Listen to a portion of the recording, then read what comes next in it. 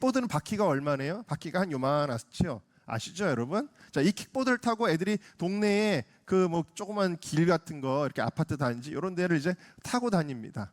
제가 어제 어떤 영상을 하나를 봤냐면, 그 미국의 자동차 회사 중에 테슬라라고 여러분 아시죠? 네, 그 테슬라에서 만든 트럭이 있습니다. 사이버 트럭이라는 트럭이 있는데, 이 트럭이 정말 무지막지한 트럭입니다. 전체가 아주 견고한 스테인리스로 만들어져 있는데 바퀴도 어마어마하게 큽니다. 이런 트럭이 막 험로를 막 달리고요. 그리고 막 눈 위를 달리고, 더 놀라운 거는 강을 달려가는 겁니다. 그래서 물이 거의 창문 위로 다 차오르는데도 이 차가 그냥 그 강물을 뚫고 가는 거예요. 그래서 야, 대단하게 만들었다라는 생각이 들었습니다. 여러분에게 질문을 드립니다. 여러분, 킥보드 인생을 사실래요? 아니면은 사이버 트럭의 인생을 사실래요? 키보드 드릴까요? 키보드랜다.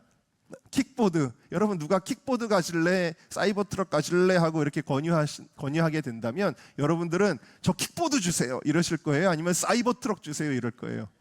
당연히 사이버 트럭 달라고 하겠죠. 제가 지금 말씀드리는 것이 뭘 의미하는지 아세요? 여러분, 킥보드는 어려운 데는 안 갑니다. 정말 돌이 많고 자갈이 많은 곳은 킥보드는 안 갑니다.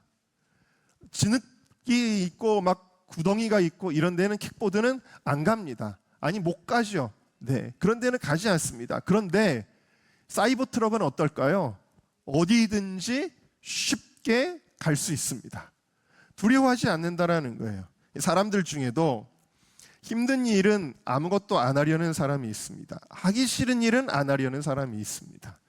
그런 사람들이 있습니다. 그리고 힘든 거는 내가 안 하고 다른 사람이 했으면 좋겠다라고 늘 떠넘기는 사람도 있습니다. 힘든 거 안 하고, 부담되는 거 안 하고, 스트레스 받을 만한 거 안 하고, 그러면 여러분, 그 인생이 행복할까요? 그렇지 않습니다. 그러면 그 사람은 항상 집 앞에서 그렇게 삥삥 도는 도태되는 인생이 되고 마는 것입니다. 계속 이렇게 어려운 문제를 만날 때마다, 시험을 만날 때마다 피해 다니려고 하면 어떻게 되느냐? 그럼 어떻게 되느냐? 여러분, 인생에 시험이 없을 수가 없거든요. 그럼 이걸 계속 피해 다니려고 하면 결국에는 항상 힘든 걸 안 하고 싶고 하기 싫은 거 안 하고 싶은 경향이 있는 사람은 스스로의 인생을 포기할 확률이 굉장히 높다라는 것을 우리는 알아야 되죠. 여러분, 우리의 인생이 마찬가지입니다. 우리의 인생에 아무 일도 일어나지 않기를 바라는 것은 현실적이지도 않고 아주 어리석은 생각입니다. 그러나 어떠한 시험을 만나도 이길 수 있는 사람, 어떠한 시험을 직면해도 평안하고 담대할 수 있는 사람, 그러한 사람이 되는 것이 중요한 것입니다. 그것이 무엇을 통해 가능하냐면 우리의 믿음을 통해 가능한 것이죠. 제가 말씀드리는 건 뭐냐면 평탄함, 내 인생에 어려운 일이 안 생기게 해주세요.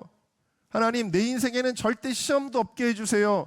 내 인생에는 고난이 없게 해주세요. 내 인생에는 무거운 게 없게 해주세요 라고 우리가 기도하는 것보다 더 위대한 기도는 뭐냐면, 하나님, 내 인생에 무엇을 만날지라도 나는 평안하고 담대할 수 있게 해주시고 나는 그것을 이길 수 있는 능력의 사람이 되게 해주세요. 나는 킥보드의 인생으로 나는 험한 곳은 안 갈래요 하는 것이 아니라, 주님, 나에게 사이버 트럭 같은 강력함을 주셔서 하나님 어떤 시험도 이길 수 있는 사람이 되게 해주세요. 여러분, 이렇게 기도해야 될 줄로 믿습니다.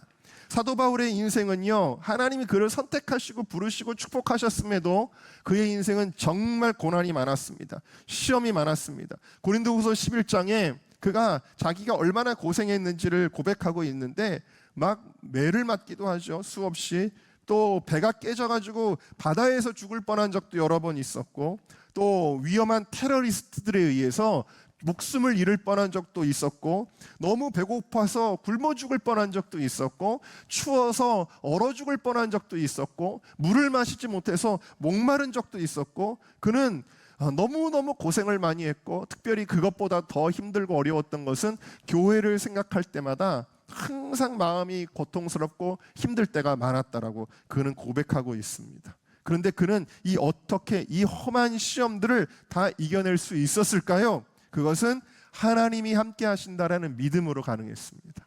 고린도후서 13장 11절을 같이 읽어보겠습니다. 시작. 마지막으로 말하노니 형제들아 기뻐하라. 온전하게 되며 위로를 받으며 마음을 같이하며 평안할지어다. 또 사랑과 평강의 하나님이 너희와 함께 계시리라. 거룩하게 입맞춤으로 서로 문안하라. 고난당하는 성도들을 향해서 바울이 말하는 이 메시지 안에 그 비결이 들어있는 것입니다. 평강의 하나님이 너희와 함께 계시리라. 할렐루야. 하나님이 함께 하시면은 어떤 시험도 무력화될 것이다. 하나님이 함께 하신다면 어떤 고난도 뛰어넘을 수 있게 될 것이다. 이것이 사도 바울의 믿음이에요. 그래서 그는 기뻐하라라고 그렇게 권면합니다. 빌립보서 4장 4절 말씀 우리가 잘 아는 말씀이죠. 같이 읽어볼까요? 시작. 주 안에서 항상 기뻐하라. 내가 다시 말하노니 기뻐하라. 이 말씀을 어디서 썼을까요? 사도 바울이 감옥에서 고통받을 때 썼습니다. 에베소서, 빌립보서, 골로새서에서는 항상 기뻐하라, 감사하라, 소망을 가져라 이런 말씀들로 가득 차요. 이 말씀은 그가 부자가 되었을 때, 건강했을 때, 높은 지위를 누리고 있을 때 이 고백한 것이 아니라 감옥에 있을 때, 그 춥고 외롭고 어려울 수밖에 없는 그 밤에 사도 바울은 주 안에서 항상 기뻐하라. 내가 다시 말하노니 기뻐하라. 사도 바울의 인생에 시험이 없는 게 아니라 남들보다 더 많은 시험이 있었지만 그는 남들이 소유하지 못하는 놀라운 기쁨을 소유한 것입니다. 할렐루야. 여러분들에게 이 은혜가 있기를, 이 은혜는 하나님이 나와 함께 하신다라는 믿음으로, 내게 능력 주시는 자 안에서 내가 모든 것을 할 수 있다는 그 믿음으로 가능한 것입니다. 여러분 기쁨을 누리시기를 주님의 이름으로 축원합니다. 마지막 세 번째 우리 함께 읽겠습니다. 시작. 네, 하나님의 계획을 신뢰하라. 여러분 이 갑자기 은잔 도둑으로 몰리는 이 일은 형들에게는 예상된 일이었을까요? 이런 일이 생길지도 몰라. 우리가 지금 집으로 곡식을 다 받아가지고 돌아가고 있는데 그 청지기가 우리를 쫓아와가지고 우리를 불신 검문할지도 몰라. 베냐민 네 자루에서 그 은잔이 결국 나오게 될지도 몰라. 여러분 꿈에도 생각하지 못한 일입니다. 전혀 그들의 인생의 계획에는 없던 일인데 전혀 생각하지 못한 일이 일어났단 말이에요. 그런데 여러분 생각을 해봅시다. 요셉에게는 이 일이 생각지 못한 일일까요? 요셉에게는 이건 정말 꿈에도 꿈꿔본 적이 없는 그런 일일까요? 아니죠. 여러분 요셉에게는 이 일이 뭐예요? 자기가 계획한 일입니다. 똑같은 사건, 겉으로 보기에 굉장히 위기, 고난, 시험으로 보일지라도 여러분 이것이 형들에게는 너무 억울하고 황망하고 당혹스럽고 절망적인 일이지만 요셉은 이미 다 알고 있는 일입니다. 그렇죠? 요셉이 청지기한테 시킨 일이죠. 너 밤에 몰래 들어가가지고 그 자루에다가 그 베냐민의 자루에다가 은잔을 넣어라. 이거 요셉이 시킨 일이죠. 이 일은 은밀하게 그리고 실제로 밤중에 일어났습니다. 당장은 형들에게 당혹스럽지만 궁극적으로는 요셉이 하나님의 구속사의 계획을 이루려고 꾸민 일, 요셉의 계획 가운데 있는 일이었습니다. 그리고 이 일은 궁극적으로 형들에게 유익하게 하고 하나님의 뜻을 이루는, 그래서 요셉이 일하고 있었던 것입니다. 여러분 우리는 많은 시험을 당할 때 이와 같이 형들처럼 그냥 당혹해합니다. 그러면서 하나님 과연 계신가? 하나님이 살아계시다면 내 삶에 이런 일이 일어날 수 있나? 너무 억울하고 너무 황망하고 전혀 내 인생에 계획이 없었던 일, 내가 생각조차 못했던 일을 겪을 때가 여러분 있어요? 없어요? 있습니다. 여러분 왜 우리는 그렇게 당혹해할까요? 그 이유는 우리 하나님이 보이지 않기 때문입니다. 우리 하나님의 계획을 우리는 전혀 모르고 있기 때문입니다. 그래서 이러한 시험을 당할 때 우리는 낙심하기가 쉽습니다. 그러나 여러분 요셉은, 이 모든 일은 요셉이 감독이에요. 요셉이 대본을 썼어요. 각본을 썼어요. 요셉이 이거의 연출자입니다. 배우도 다 요셉이 섭외하는 겁니다. 이렇게 해가지고 청지기를 시켜가지고 한 일입니다. 마찬가지로 여러분 우리 하나님이 모든 우리의 인생의 삶, 모든 국가의 역사, 이 모든 것에 하나님이 감독이십니다. 각본을 쓰십니다. 그리고 하나님이 연출하십니다. 그래서 이끌어 가십니다. 하나님은 역사의 주관자이시고 우리 눈에는 보이지 않지만 밤중에 요셉하고 요셉의 청지기가 일했던 것처럼 우리 하나님은 일하고 계십니다. 할렐루야. 네, 그런 것이에요. 그래서 우리는 보이지 않아도, 하나님의 계획을 알지 못해도 어떤 일을 겪을 때에 그냥 이게 왜 이런 일이 일어났지 황망해하는 것이 아니라 그 하나님을 신뢰하고 그 하나님을 의지해야 될 줄로 믿습니다. 하나님의 선한 뜻을 믿는 것입니다. 사실 형들이 겪고 있는 이 상황은 요셉 자신이 겪었던 일이기도 합니다. 요셉에게 아버지의 사랑을 받고 때때 옷을 입고 그렇게 정말 행복하게 살았던 어린 요셉에게 그가 13살에 맞았던 그 일은 그의 인생의 계획에 없던 일입니다. 상상조차 할 수 없는 일입니다. 형들에게 죽을 뻔하다가 애굽에 노예로 팔려가는 이 일은 요셉의 계획에는 상상할 수도 없는 그러한 일이었습니다. 요셉은 그 하나님의 계획에 대해서 알 수가 없었습니다. 하나님은 보이지 않았습니다. 그가 애굽에 노예로 끌려가서 한 10년 정도를 노예로 삽니다. 그러다가 나중에 3년에서 한 5년 정도는 감옥에서 보내게 됩니다. 이렇게 누명을 쓰고 감옥에 떨어지고 이런 모든 일들은 요셉에게는 기대할 수 없었던, 계획이 없었던 일, 정말 엉뚱하게 보이는 일일 수 있습니다. 전혀 생각하지 못한 일들이 그의 삶 속에 시험으로 다가왔다라는 것입니다. 요셉은 그 하나님의 계획에 대해서 전혀 알 수 없었지만, 그러나 그럼에도 불구하고 요셉이 훌륭한 점은 그 하나님을 신뢰했다라는 것입니다. 하나님을 원망하고 자포자기하고 그가 인생을 포기한 것이 아닙니다. 그는 하나님을 신뢰했기 때문에 하나님의 뜻이 있겠지라고 믿었습니다. 그래서 그는 지금 내게 주어지는 일에 최선을 다했습니다. 그래서 그는 꿈을 해몽할 수 있을 정도로 성령이 충만한 삶을 살 수가 있었습니다. 여러분, 그 배후에는 누가 계셨어요? 하나님 각본, 하나님 감독, 하나님 연출, 하나님이 보디발도 섭외해가지고 배우로 쓰시는 겁니다. 하나님이 술 맡은 관원장, 떡 맡은 관원장도 배우로 섭외해서 하나님의 계획을 이루어 가시고 하나님이 일하고 계셨습니다. 그리고 마침내 시간이 지나서 요셉의 형들이 돌아오게 되었을 때 요셉은 깨닫습니다. 그 모든 시험과 고난이 그냥 우연히 일어난 일이 아니라 하나님의 계획 가운데 있었다라는 것을 깨닫게 되어지는 것입니다. 할렐루야. 우리가 어떠한 시험을 당할 때에도 배후에서 일하시는 하나님을 신뢰하여야 합니다. 하나님이 허락하시는 시험의 목적은 우리를 멸망시키기 위함이 아니라는 것입니다. 하나님은 우리를 유익하게 하시는 분이십니다. 하나님은 우리를 선한 길로 인도하시고 우리를 복되게 하기 위함입니다. 요셉이 은잔을 베냐민의 자루에 집어넣은 것은 베냐민을 잘못되게 하고 요셉의 형들을 멸망시키려고 복수하기 위함이 아닙니다. 형들을 위함이었습니다. 형들이 회개의 열매를 맺도록 이제 요셉이 계속해서 도와주는 것입니다. 요셉이 처음에 청지기에 명하여서 양식을 각자의 자루에 운반할 수 있을 만큼 채우고 각자의 돈을 그 자루에 넣었다 그랬는데, 여기 돈은 헬라어로 케세프라고 되어져 있어요. 은입니다. 무엇입니까? 아주 옛날에 22년 전에 형들이 은을 받고 요셉을 팔았었습니다. 이 일을 겪을 때에 그것이 생각날 수밖에 없는 겁니다. 우리가 옛날에 동생을 은을 받고 팔아버렸는데 이 은이 다시 우리에게 나타났다. 우리가 회개해야 된다. 그들은 정말 회개합니다. 그냥 말로만 회개하는 게 아니에요. 우리는 늘 그냥 하나님 잘못했습니다, 용서해 주세요, 지난 한 주간에도 제가 죄를 졌습니다, 그냥 고백만 하지, 회개의 입술만 있지 회개의 열매가 없을 때가 많이 있잖아요. 근데 이 요셉의 형들은 회개의 열매를 보여줍니다. 어떻게 보여주냐면, 우리에게 만약에 우리의 자루에서 그 잔이 나온다면 그러면 청지기에 얘기하는 겁니다. 그러면은 그 자루 나온 사람을 죽이십시오. 그리고 우리 모두는 다 당신의 종이 되겠습니다라고 말합니다. 그런데 청지기는 뭐라고 얘기하냐면, 아니다, 자루에 그 은잔이 나오는 사람만 종으로 내가 데려갈 것이다. 나머지는 다 죄가 없으니까 돌아가도 된다. 이렇게 이야기를 합니다.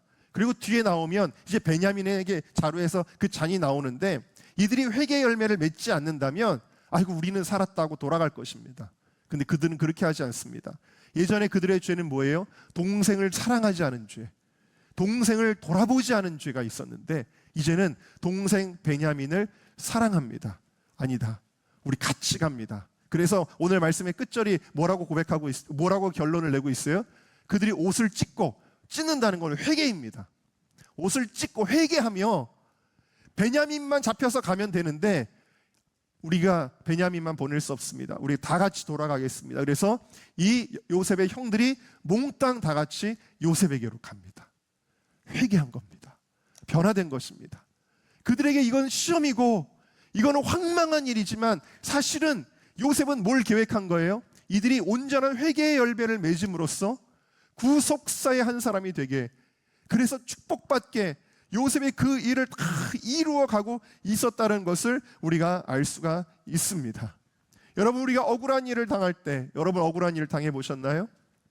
저는 억울한 일 당해봤습니다. 그런데 여러분 그때 해야 될 일은 뭐냐? 나의 죄를 발견하는 것입니다. 그 사람은 나한테 잘못했어. 나는 너무 억울한 일을 당했어. 분노와 원망으로 우리의 인생을 갉아먹어서는 안 되는 것입니다. 우리는 그 가운데서 하나님의 깊은 섭리와 계획을 깨닫고 하나님 앞에 회개해야 됩니다. 내 옷을 찢어야 됩니다. 회개만이 살 길입니다. 고난은 우리를 회개케 합니다. 우리를 거룩하게 합니다. 바로 이 시험은 우리를 유익하게 하는 거룩의 작업이었다라는 것입니다. 여러분, 시험을 당할 때 여전히 하나님을 사랑하고 하나님을 신뢰하고 하나님께 순종할 수 있으십니까? 여러분, 시험은 여러분들에게 유익한 것이라는 이야기입니다. 신명기 8장 16절을 다 같이 우리 읽어보겠습니다. 시작. 내 조상들도 알지 못하던 만나를 광야에서 내게 먹이셨나니 이는 다 너를 낮추시며 너를 시험하사 마침내 내게. 여러분, 시험하는 이유는 우리를 멸망시키는 것이 아니라는 거예요. 우리에게 복을 주기 위함입니다. 왜? 낮아져야 복을 받기 때문입니다. 야고보서 1장 12절은 우리에게 이렇게 권면하십니다. 같이 읽습니다. 시험을 참는 자는 복이 있나니 이는 시련을 견디어낸 자가 주께서 자기를 사랑하는 자들에게 약속하신 생명의 면류관을 얻을 것이기 때문입니다. 할렐루야. 함께 따라합시다. 하나님의 뜻이 있습니다. 하나님은 일하고 계십니다. 믿으십니까? 우리나라가 위기입니다. 정말 나라가 시험에 들었습니다. 그러나 아시는 분이 계십니다. 누가 알고 계셔요? 하나님은 아십니다. 하나님은 대한민국이 어떻게 갈지를 다 알고 계십니다. 형들은 모르지만 요셉이 압니다. 마찬가지로 우리 하나님은 압니다. 그래서 여러분, 우리는 하나님의 인도하심을 신뢰해야 되는 것입니다. 하나님, 왜 우리나라에 이런 일들이 일어나나요? 하고 우리가 원망하고 낙심하고 절망할 것이 아닙니다. 하나님이 이 나라를 사랑하십니다. 하나님은 이 나라를 향한 놀라운 언약을 가지고 계십니다. 영어 찬양 가운데 이런 노래가 있습니다. God is good all the time 이라는 가사가 있습니다. 우리 하나님은 언제나 좋으신 분입니다. 그것을 우리가 고백해야 됩니다. 함께 고백하시다. 하나님은 언제나 좋으신 분입니다. 어떤 상황과 환경과 어떤 시험을 만날지라도 우리가 이것을 고백해야 되는 것입니다. 오늘 말씀을 기억하면서 애간장을 태우는 시국이지만, 국가가 시험 가운데 있지만 우리는 깨어서 기도할 것이고 회개하고 거룩해져야 할 것이고 역사를 계획하시고 운행하시는 하나님을 신뢰해야 할 것입니다. 결국 하나님의 손에 달려 있다라는 것입니다.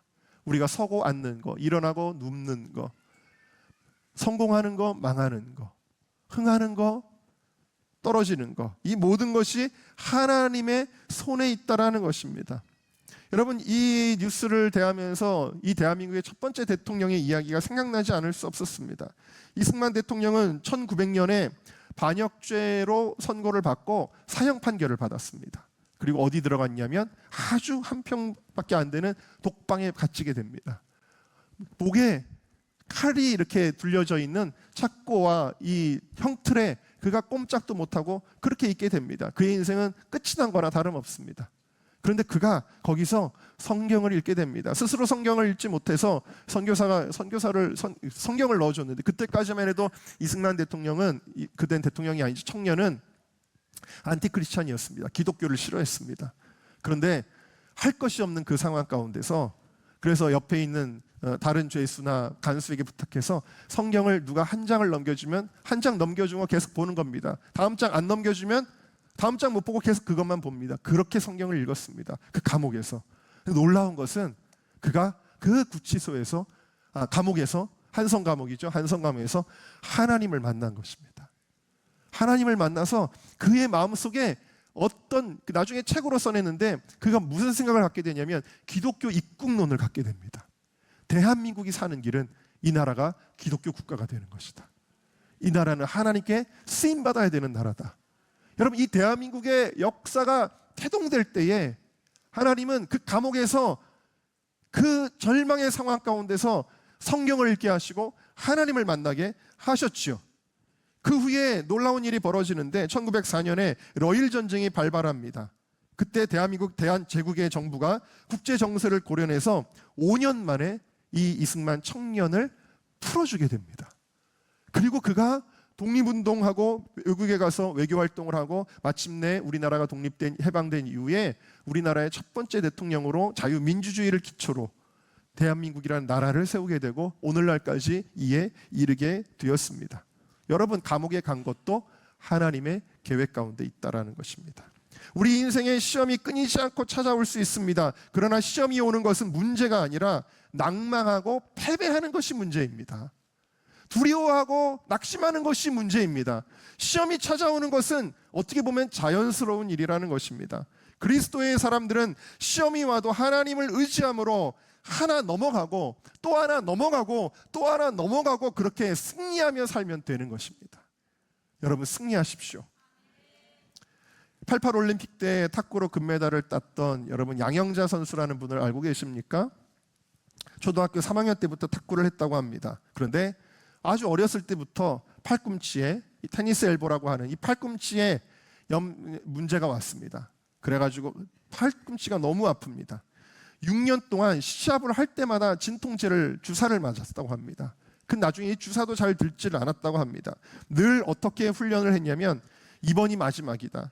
이번 대회가 마지막이다. 너무 아프니까 나 이번까지만 할래. 이번이 마지막이야. 늘 그렇게 했습니다. 나중에 팔이 아파서 더 이상 탁구 라켓을 들기조차 너무 힘들고 진통제를 맞아도 효과가 없어서 포기할 수밖에 없는 상황이었다고 합니다. 그러던 그가 하나님을 만나게 되고 기도원에 올라가서 눈물로 기도합니다. 하나님, 저를 고쳐주시면 제가 이제 하나님의 영광을 위해 살겠습니다.